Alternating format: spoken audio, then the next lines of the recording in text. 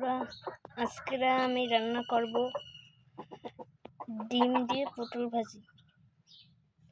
প্রথমে লাগতেছে আমার পেঁয়াজ, ডিম, কাঁচামরিচ, পটল আর লাগতেছে পাঁচফোড়ন।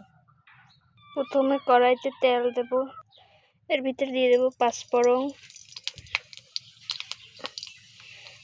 পেঁয়াজ কুচি আর কাঁচামরিচ কুচি।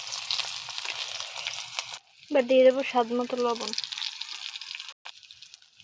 এবার দেবো হলুদ গুঁড়ো,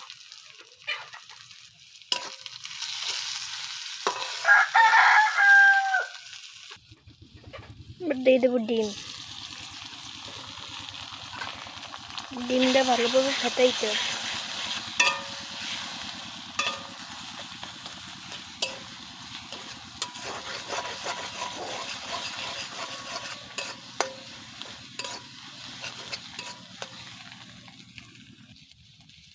এবার দিয়ে দেবো পটল,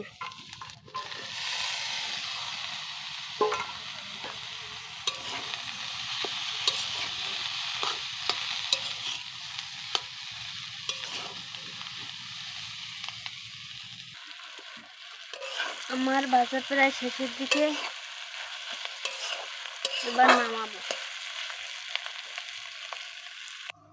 আমার ডিম পটল ভাজি হয়ে গেছে।